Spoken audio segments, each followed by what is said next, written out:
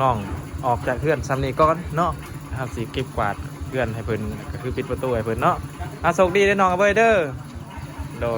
ยตั้งใจเก็บเงินเก็บคำเนาะนี่ชีวิตที่ดีเอาละตกดำนะก็มี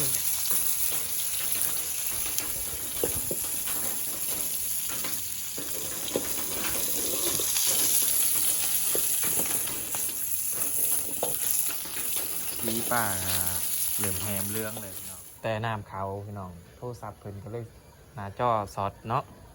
บ่สามารถติดต่อภายใดเลยตอนนี้จังหวะติดตามไปเรื่อยๆพี่น้อง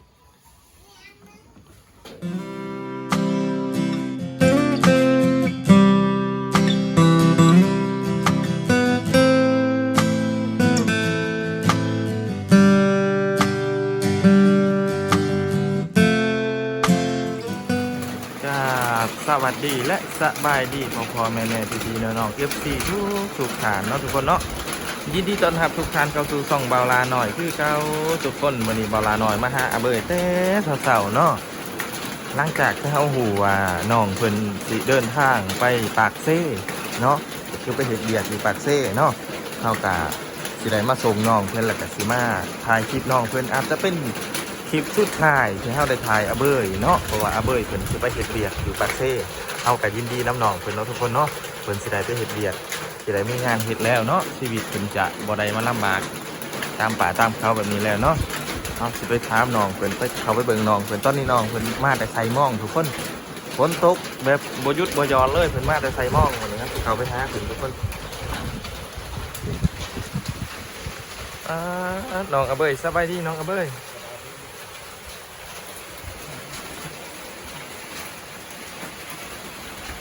โอ้ได้ฮัดเทียดเป็นไสม่องทุกคนเพิ่นมาแต่ไสม่องแต่ดึกๆ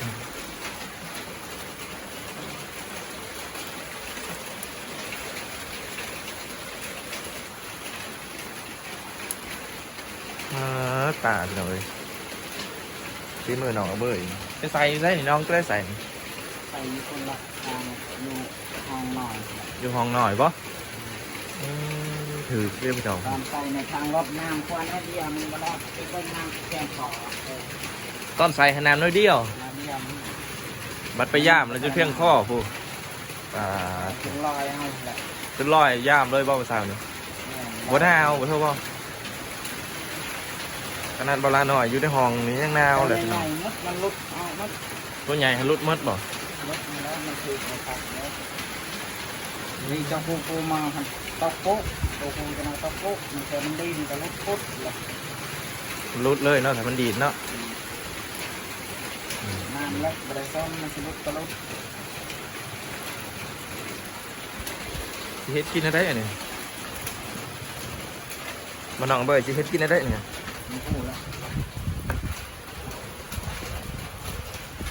ปุ๊กินไปได้กินบ่อุสิปิงเอาบ่แม่เอาไปกินกับข้าวแล้วให้ใช้แก้วก็กินหลอดน้องจะมาเฮ็ดมันจะปิงเฮ็ดพอได้คิดแล้วก็สิให้ไอ้แก้วน้องเนาะก็คือให้เพื่อนใกล้ๆหรือว่าเพื่อนบ้านเนาะโอ้หนาวเลยทุกคนฝนตกบ่หยุดเลยบ่แม่น3 มื้อ 4 มื้อติดแล้วบ่ฝนตกแม่7 มื้อแล้ว7 มื้อแล้วเนาะเสาร์ขยกเผาเราจะฝนตกลิ้นเลยเนาะมันยังกับธนาคารอาทิตย์มันได้เช่าง่ายแล้วคนมันบ่ธนาคารอาทิตย์แล้วเช่าแล้วแต่มันตกกันแต่มีตกเป็นตัว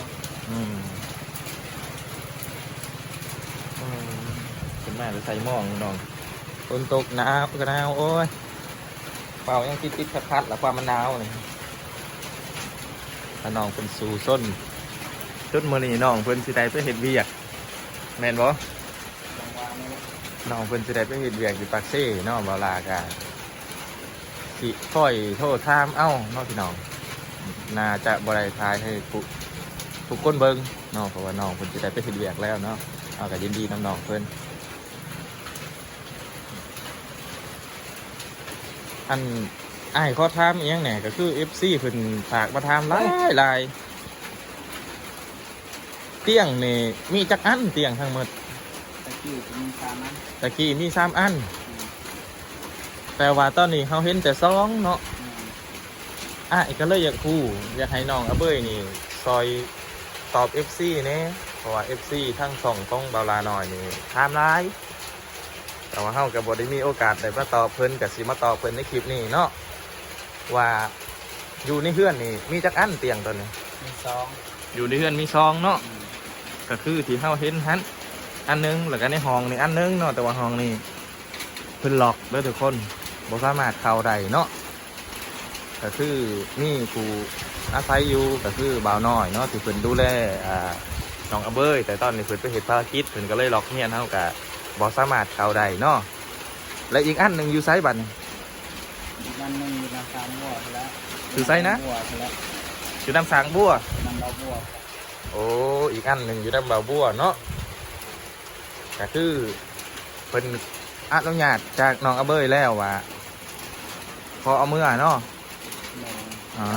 อีกอย่างเพิ่นเว้ากับนางคุณใหญ่แล้ว เพิ่นว่ากับผู้ใหญ่แล้วเนาะว่าเพิ่นขอเอามือเนาะ ต้องที่ซื้อให้คอยใช้อย่างว่าน้ำลายแล้วก็เอามือห่างเขาว่าสิมีปัญหาไหม แต่ เพ ก็ ราะว่าคอยจะห้ามมาได้เพราะว่าเราเอากับผู้เจ้าของเงินที่ซื้อแต่อย่างแล้วก็แล้ว ทุกคนสรุปเรื่องเตี้ยงไฮเดอร์บัดนี้ก็คือว่าอยู่ในเฮือนของน้องอาเบยนี่มี2อันเนาะก็คือในห้องนิดนึงแล้วก็ได้หันอันนึงหลักกะอีกอันนึงก็คือทั้งเบาบัวบันหน้าเพิ่นขออนุญาตแม่ใหญ่ใจบุญแม่หักของน้องอาเบยเนาะขออนุญาตแล้วก็เพิ่นโอ้ล่มกันตกลงกันว่าโอเคให้เบาบัวเมื่อหักษาอยู่พุ่นเนาะบอลนี่ก็คือฝนตกแล้วก็มันเปียกตลอดเวลาก็เลยเบาบัวก็เลยเอาเมื่อไว้อยู่พุ่นก้อนเนาะเอาเมื่อไว้อยู่พุ่นเพราะว่าทั้งนี้มันเปียกเนาะก็คือ การจะติดหน้าปลาหน่อยๆกินกัน สรุปเรื่องเตี้ยงก็คือว่าตามนี่แหละทุกคนมาแก้คำถามของทุกคนเนาะอันนี้อันนึงเด้อทุกคนเด้อรายการในห้องนี่อันนึงแต่ว่าเฮาบ่สามารถเข้าได้เนาะทางเบาหน่อยเชียงรายเพิ่นไปเฮ็ดภารกิจเนาะเพิ่นจะได้ล็อกห้องไว้เนาะก็คือมีเบาหน่อยเชียงรายเพิ่นมาดูแลน้องอาเบยเนาะแล้วก็เบาบัวทั้งสองคนเพิ่นมาดูแลก็เลยเพิ่นได้ล็อกห้องในไว้เนาะก็สิมีอุปกรณ์ของเพิ่นก็หลายอย่างแน่แต่น้ำสางบัวหรือว่าเบาบัวบรรณานี่เพิ่นขออนุญาตจากผู้ใหญ่แล้วเนาะก็คือเตียงอันนั้นก็คือของผู้ใหญ่ใจดีที่ให้เบาแสนซื้อมาให้น้องเบยเนาะแต่ว่าเบาบัวบรรณาเพิ่นขออนุญาตแล้วก็คือว่าบ่มีปัญหาหยังทุกคนก็คือเคลียร์เนาะเรื่องนี้เนาะเรื่องเตียงเนาะแต่ว่ามื้อนี้น้องก็เบยเพิ่นสิได้ไปเฮ็ดเวียกแล้วก็เบาลาการู้สึกแบบดีใจแน่เงาๆนำเพราะว่าเฮาสิบ่ได้อัปเดตเรื่องของน้องอาเบยให้พี่น้องเห็นแล้วนะมาบัดนี้มาเลยมาให้เซาละบัดนี้ดั้งทานไปได้มันจังอันนั้นไว้มันจังขึ้นไว้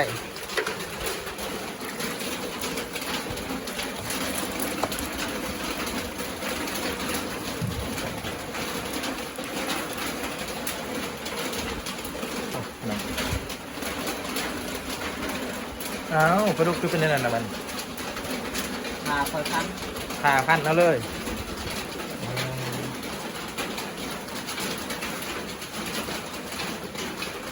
น้องอาเบยเพิ่นขยันไปแต่เสาเลยเนาะ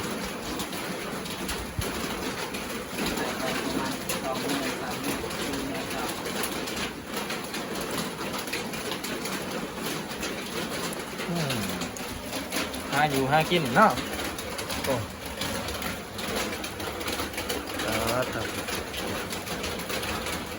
เรามีอะไรแล้วเนี่ยครับรู้จักหาอยู่หากินให้ลูกให้นี่เลี้ยงลูกไงอยู่ดอกนะ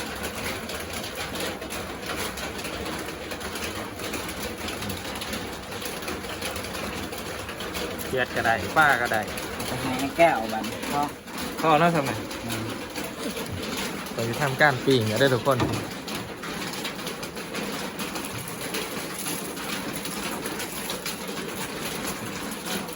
ใส่เกลือเข้าไป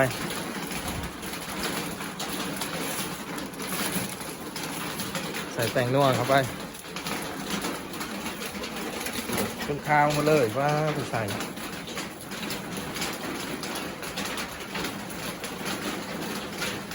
ปิ่งป้าแบบบ้านนอกพี่น้องปิ่งป้าแบบว่าแบบวิธีชนบทลาวแต่สีประมาณนี้ไม่เจ๊เกลือก็เป็นประมาณนั้นแต่กระแสบได้พี่น้องก็มีกระแสบเลยนะจักปืนสิไปตั้งอยู่ใช้เนาะมาสีแถวนี้แหละ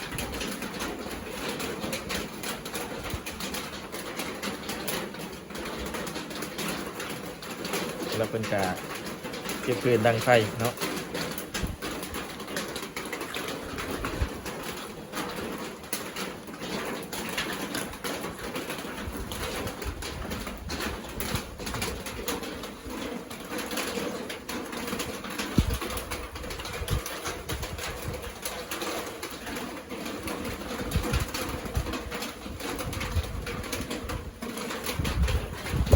โอ้ยยาวอยู่ได้แหละนี่ลมมาพี่น้องปุ๊บวูดมาเลยเพิ่งมาตั้งใส่ฐานเนาะบอยไม่ใช่ไหนลุกไว้ไว้ในนั้นไว้ไว้ปีงไว้ไว้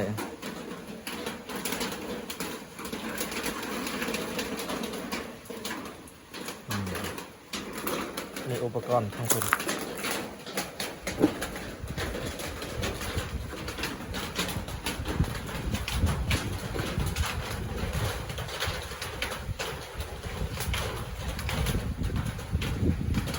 ดึงหน่อเป็นทิศไปเรื่อยๆพี่น้องเป็นยางไปเอายังบูหูเนาะ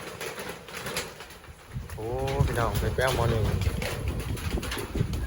สีหนึ่งเขาก่อนว่าเรื่องอะไรเนี่ยโอ้แม่งเพลอนะฮะแมงข้ามเนาะแมงข้ามพี่น้อง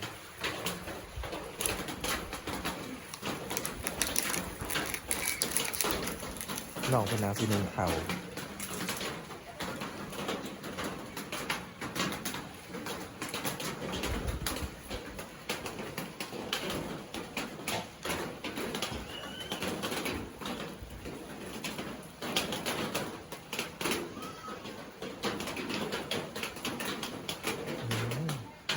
เทคนิคการดังไฟของคุณ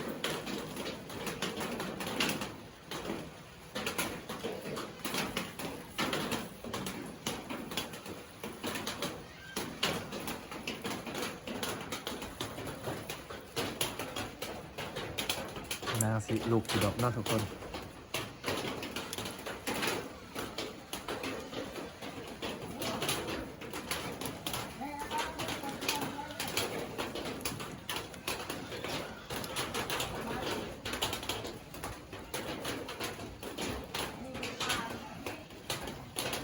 เริ่มแล้วพี่น้องเริ่มสิลุกแล้ว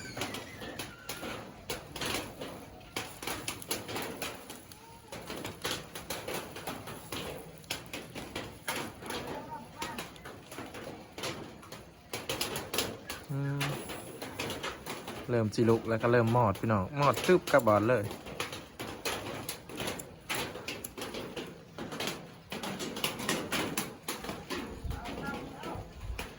ตั้งไฟย่ามพ้นเนี่ยมันก็ยากอยู่ได้พี่น้องเพราะว่ามันเปียกเนาะตั้งย่ามพ้นเนี่ยมันยากเจอพี่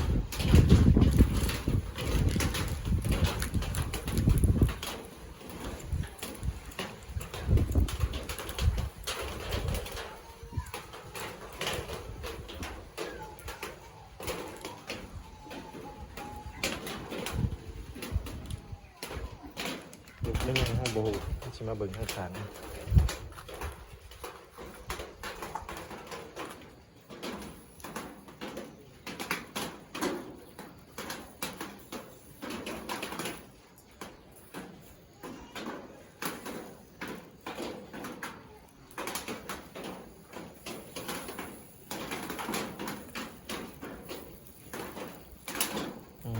ด้เรื่องแล้วพี่น้องวันนี้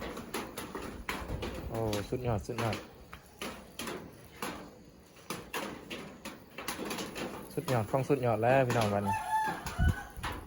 เป็นชายเมืองเขาแล้วเนาะเป็นชายกินเขาแล้ววัน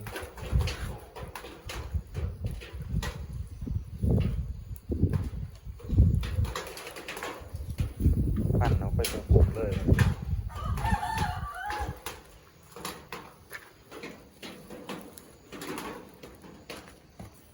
อ้เพิ่นเอาอิฐมาบังล่มเนี่ย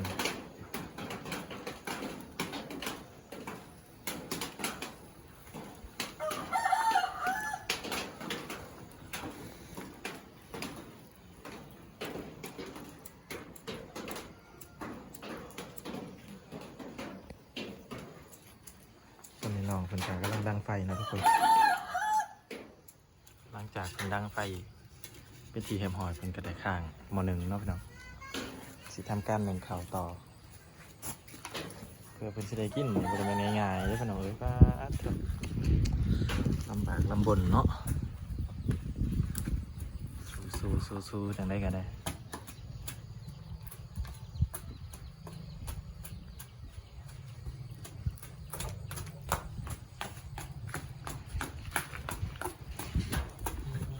ลุกกระบาลเลยเรียบร้อยน้องอาเบยเห็ดเรียบร้อยลุกเป็นที่แฮมหอยพี่น้อง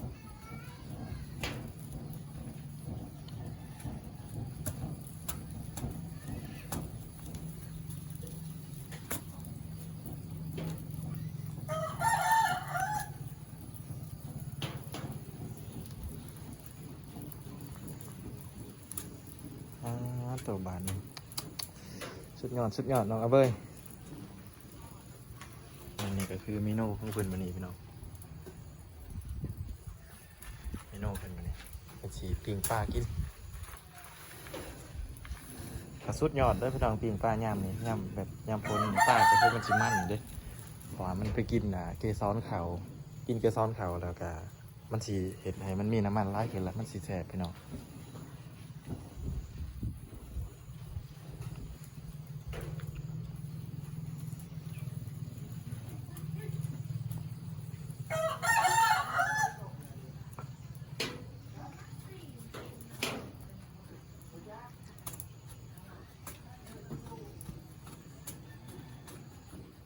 ยักยากในจักหน่อยพี่น้องดังไฟย่ำฝนนี่พื้นมันเปียกดิพื้นเปียกเลยมันบ่อยากติดพี่น้องติบเข่าอยู่เทึ่งน้องชิคกี้พายติบเข่าได้พี่น้องเราไปพาน้องเพิ่นอยู่ลุมนี่แหละหลังจากที่น้องเพิ่นขึ้นปลาติบเข่าแล้วเพิ่นก็ได้ลงมาพี่น้องลงมาแล้วก็เป็นสีทำการอุ่นเข่าเนาะมันจะทำการอุ่นเข่าก่อนกับพอดีเนาะเพิ่นอุ่นเข่าแล้วกับพอดีทานมีเนาะไฟกับลูกร้ายแล้วก็สิได้ทานกับพอดีเพิ่นปิ้งปลาต่อพี่น้อง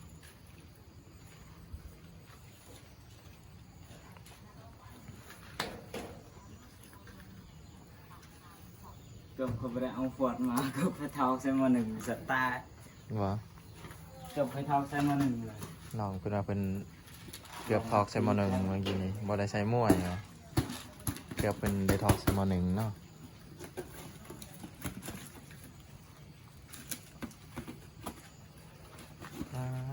เพิ่นยังเปียกอยู่เลยพี่น้องมาแต่ยามมองเสาเนี่ยยังเปียกอยู่เลย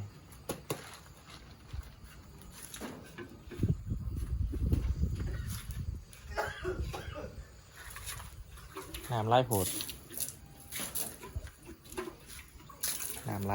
นะต้องออกอีกก่อนอยู่นะ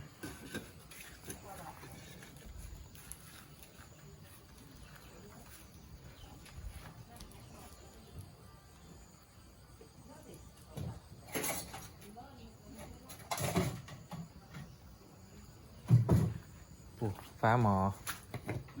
อันนี้ก็เอิ้นฟ้ามวยบ่เป็นฟ้าหมอ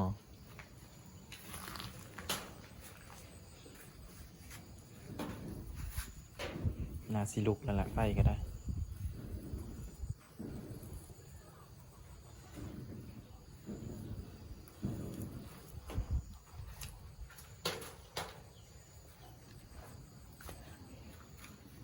อะไรออกมาตัวนี้มาได้ใช้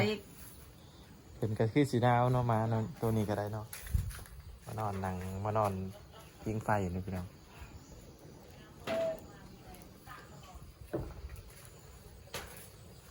ใช้ไม้ปิงนั่นแหละไม้ปิง มาตี หรือจะใส่เล็กปิงเอาปะ บุ้มีเล็ก บอกมีเล็กปิงสิใช้ไม้เอ้า มึงมีไหม ไม่กับบ่มีเล็กกับบ่มี แม่ ไปขนขวากันพี่น้อง คือใส่มือเอา นี่ได้ใหม่นี่นี่มาเบย อ่ะอยู่ป้า อืม เดี๋ยวว่าตีนห้องแม่งใช่ปะ ได้ใหม่นะครับ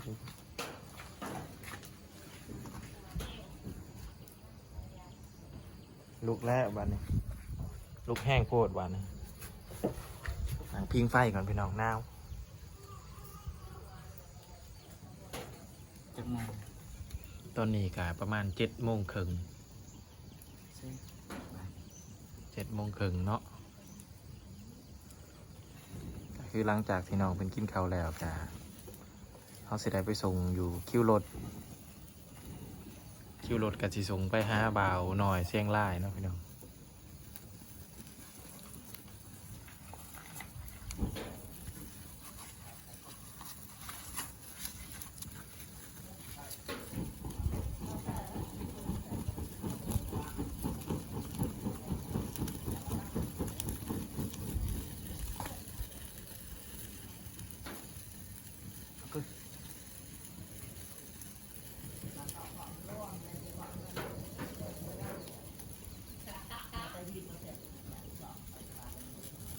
ลูกได้บัดนี้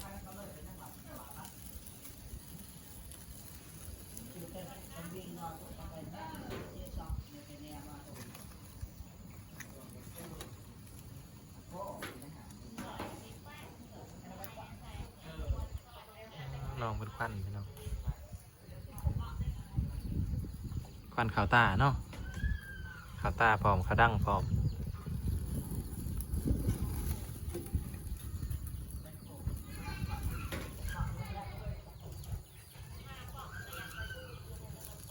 มาแต่ยามเหมาะเจ้าขี้ซุบแหล่นาว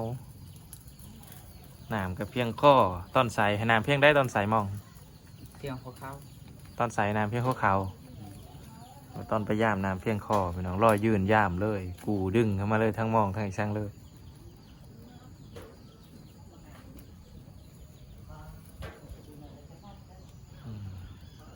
ประมาณ2-3 นาทีเพิ่นก็สิได้กินแล้วเพราะว่าเขาอุ่นมันบ่คือเขาหนึ่งใหม่พี่น้องมันไว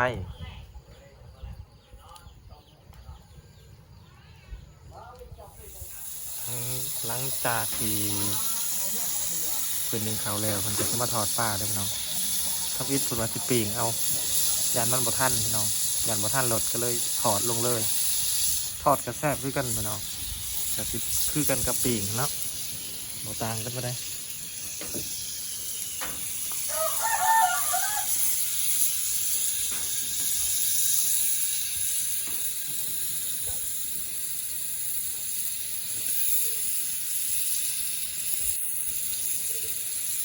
โอ้ควันพี่น้องควัน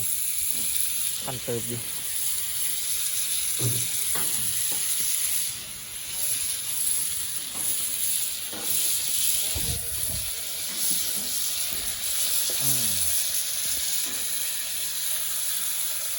คือข้อขึ้นเก็บเองหมดทุกอย่าง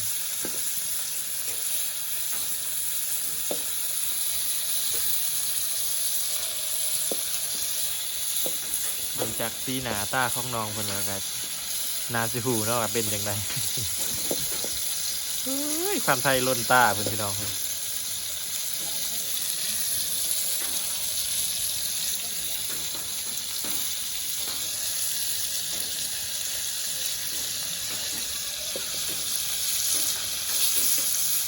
ป้า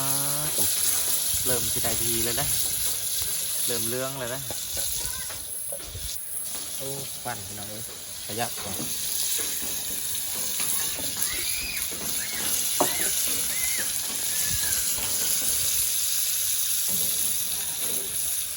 โอ้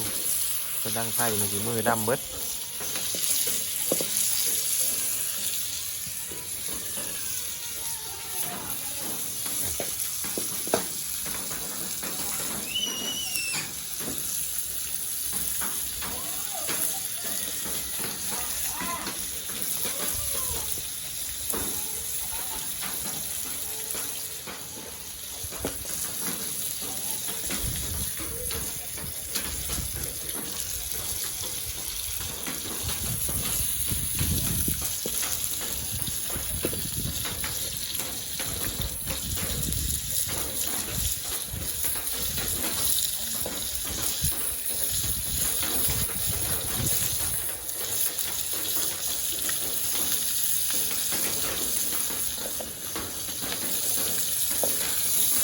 เลยแดดดีแล้วน้องปุ๊บ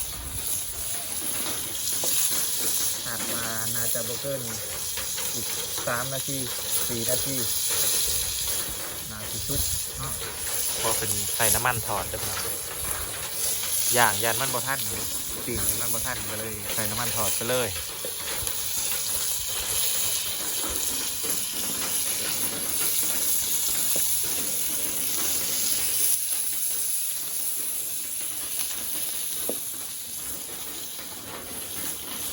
โอ้โหสเต็ปเขื่อนปุ๊บบ่ธรรมดาได้ปุ๊บเวลาการถอดป้าในระดับเชฟกระทะหัวด้วยพี่น้องนี่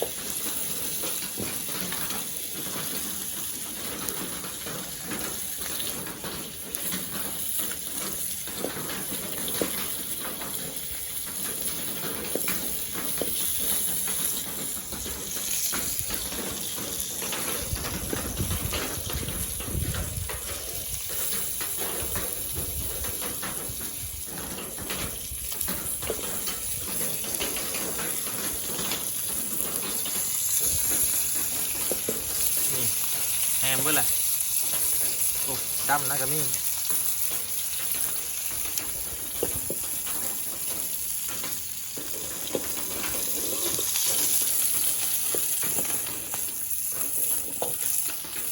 ปีป้าเหลื่อมแฮมเลื้องเลยพี่น้องเขาเนี้ยมาหันหอนจำเปะเลยแล้วดิตั้มมาคือเป็นจังหน่อยเนาะสุดยอดของสุดยอดเลยโอ้ลีลาการเห็ดอาหารผมเอาไปได้ธรรมดาได้เป็นหนอทับเชฟกระทะหัวคุณได้ยังไง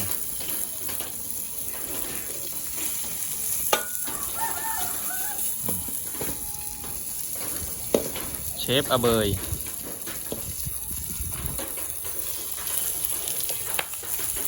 เราจะไปเบิ่งต้นน้องจะถอดซุกเนาะพี่น้องเนาะตัดภาพมาเทนี่ซุกเป็นทีเห็มหอยพี่น้องนี่ฝีมือน้องอเบย ดำปีปี ดำปีเลย เป็นได้รสชาติแสบบ่ แซ่บคือปลาเลย แสบคือป่าพี่น้องตัวน้องคนว่าแสบคือป่าเนาะทุกอีน้องคนเดียวไปนั่งกินจะหันแต่ว่ายันไฟไหม้ติบเขาก็เลยให้น้องคนนั่งไปกินอยู่เตียงเนาะก็คือน้องกระเบยนี่ซีบมักนั่งแบบนี้พี่น้องเป็นมากินแบบแถวเป็นดิ้นเอาสาดมาปูเอาเสือมาปูนี่เพิ่นมักแบบนั้นเนาะหลายๆคลิปที่ซีเห็นน้องกระเบยกินเขาแบบว่าเอาปูกินนี่ในดิ้นเนาะบ่แม่นว่าบ่อยากกินบ่แม่นว่าบ่มีเตียงให้กินเลยเนาะมีเตียงนั่งแต่ว่าน้องเพิ่นอยากนั่งแบบนี้เนาะแต่คลิปนี้เบาลาหน่อยให้เพิ่นมานั่งอยู่เทิงเนาะ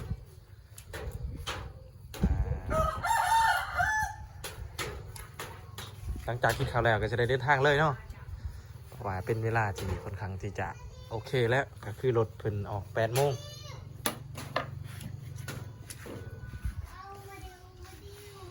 รถออก8 โมงไปเฮ็ดงานอยู่หุ่นกะตั้งอกตั้งใจเฮ็ดงานเก็บเงินสร้างขอบสร้างทั่วสร้างชีวิตให้มันดีขึ้นทั้งนี้ก็สิสนับสนุนไปเรื่อยๆสิติดต่อหากะ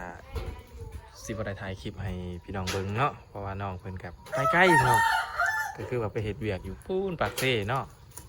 บาลากาอยู่ทางสวรรณเขตกะมันใกล้เนาะระยะการไปกะโอ้จังหวะ100 กิโลหรือเปล่าน่าจะประมาณ100 กิโลเนาะพี่น้องไปปากเซ่เอากับบ่แน่ใจคือกันเขากะเอาซื่อๆเนาะนี่แต่ว่าใกล้เนาะจากที่เคยไปก็นั่งรถกันว่านั่งรถสายทางกะประมาณ5 ชั่วโมง 6 ชั่วโมงแล้วพี่น้อง เอากับบ้านนอนมาครับทั้งเมื่อ มาหน่อยบอสสิไปส่ง ทั้งเมื่อตั้งแต่เช้าหนอตะวันสำคัญยังหอด หอดไปใส่ เมื่อมาพี่ โอ้เซโน ปลาย เซโนมันบอกใกล้ปาราตี้เซโน ไปเติมฮะ กะใกล้เติบเนาะกเอาไปปักเซ่นี่ก็สิใกล้กว่า อะไรจากบ้านจะไปหาปากเสบริไกลทำนี้เนาะ แม่นบ่ใกล้เพราะว่าบ้านเราละน้อยนี่ก็อยู่ติดกับเมืองสองคอนเนาะก็ไกลๆแถวเมืองสองคอนเนาะแต่ว่าเบาลาน้อยนี่อยู่เมืองส้นอืม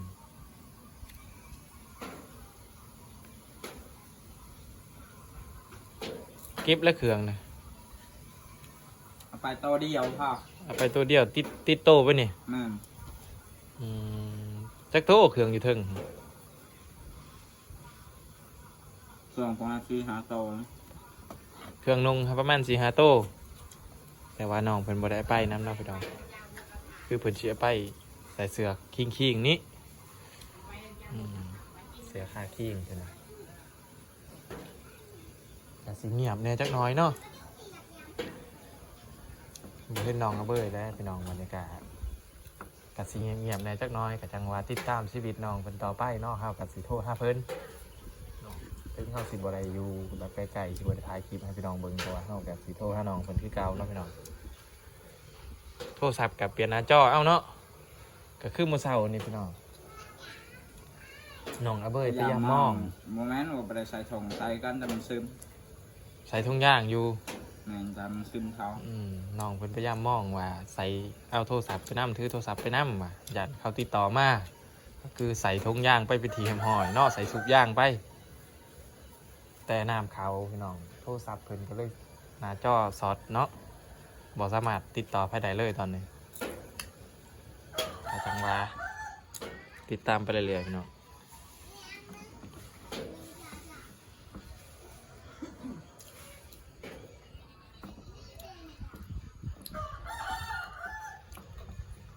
แซ่บอยู่เนาะเพิ่นกินเนาะ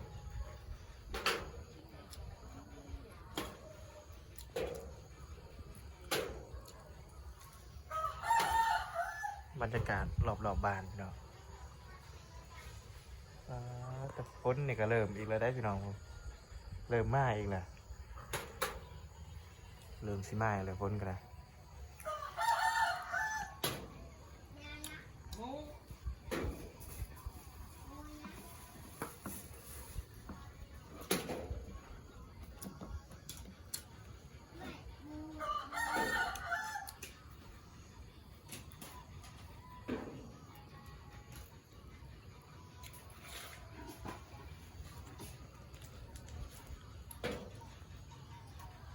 รถออกปกตินี่8 โมงเนาะรถออกไปคุณก็คือเบาหน่อยเสี่ยงไล่เด้อพี่น้องเด้อที่สีพิสงน้องอาเบยเพิ่นอยู่ปักเซ่เนาะก็คือทางนี้ก็ส่งให้เพิ่นต่อเนาะก็ยินดีนํเนาะน้องเพิ่นจะได้มีเวียกเฮ็ดแล้วก็ถือว่าเป็นข่าวดีเนาะทุกคนเนาะ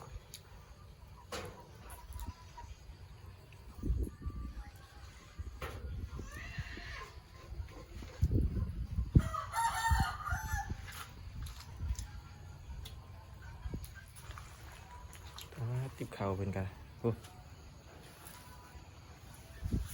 ติบเขากับถ้วยในซ้ำกันเลย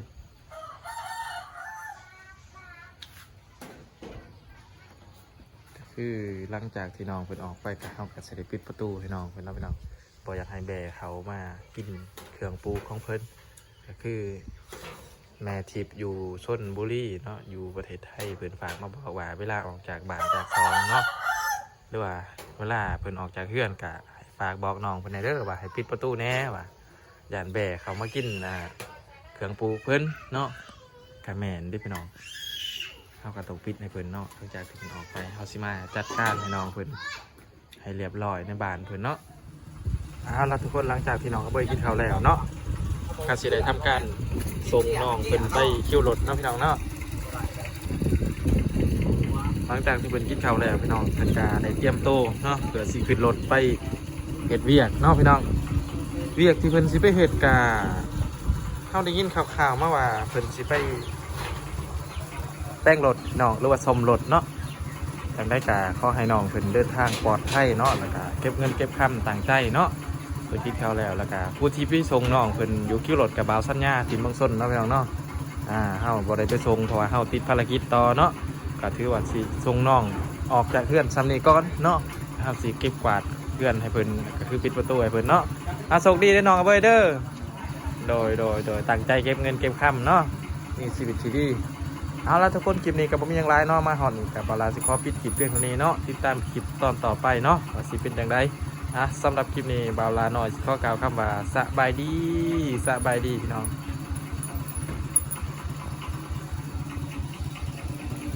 ก็